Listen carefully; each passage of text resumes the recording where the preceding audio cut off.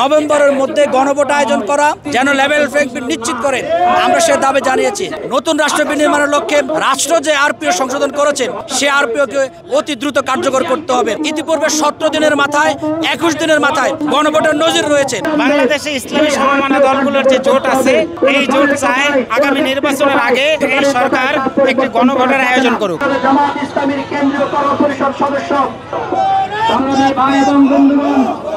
জামাত ইসলামী সহ 8টি দলের যে যৌথ কর্মসূচি, তার অংশ হিসেবে দাবি আদায়ের লক্ষ্যে নির্বাচন কমিশনের স্মারকলিপি প্রদানের কর্মসূচি। আজকে প্রধান নির্বাচন কমিশনার বরাবর স্মারকলিপি দেওয়ার জন্য জামাত ইসলামীর কেন্দ্রীয় সহকারী সেক্রেটারি জেনারেল মাওলানা আব্দুল হালিমের নেতৃত্বে 4 সদস্যের একটি প্রতিনিধি দল নির্বাচন কমিশনে গিয়েছেন। আমরা 3টি দাবি নিয়ে সেখানে গিয়েছি। এক হচ্ছে জুলাই সনদের আইনি ভিত্তি রচনার জন্য নভেম্বরের মধ্যে গণভোট আয়োজন করা। দ্বিতীয় হচ্ছে সর্বস্তরে সুষ্ঠু নির্বাচনের লক্ষ্যে লেভেল প্লেইং ফিল্ড নিশ্চিত করা। আপনারা জানেন নোয়াখালী, নওগাঁ, ঝিনাইদহ সহ বিভিন্ন জায়গায় জামাত ইসলামের নারী কর্মীদের উপর হামলা করা হচ্ছে। লাকসামে হামলা করা হয়েছে, চাঁদপুরের কচুয়াতে হামলা করা হয়েছে, বাধা প্রদান করা হয়েছে। যেন লেভেল প্লেইং ফিল্ড নিশ্চিত করে আমরা সে দাবি জানিয়েছি। আরেকটি দাবি হচ্ছে বর্তমান সরকার সুষ্ঠু নির্বাচনের লক্ষ্যে আরপিও সংশোধন করেছেন।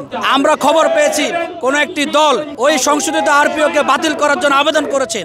আমরা এই 3 নম্বর দাবিতে বলেছি জনগণের সুষ্ঠু নির্বাচনের লক্ষ্যে, নতুন রাষ্ট্র বিনির্মাণের লক্ষ্যে রাষ্ট্র যে আরপিও সংশোধন করেছেন সে আরপিওকে অতি দ্রুত কার্যকর করতে হবে। এবং আমরা চাই এই 3 দফা দাবি, যে দাবি নির্বাচন কমিশনের এখতিয়ারভুক্ত, সেগুলো নির্বাচন কমিশন দ্রুত কার্যকর করবে। বিশেষ করে গণভোটের আয়োজন নভেম্বরের মধ্যে করতে হবে। আমরা জানি বাংলাদেশে ইতিপূর্বে 17 দিনের মাথায় 21 দিনের মাথায় গণভোটের নজির রয়েছে। এখনো পুরো 1 মাস সময় রয়েছে। এই নভেম্বরের মধ্যে গণভোট আয়োজন করার মাধ্যমে ফেব্রুয়ারির জাতীয় নির্বাচনকে নিষ্কণ্টক করতে হবে, সুষ্ঠু করতে হবে।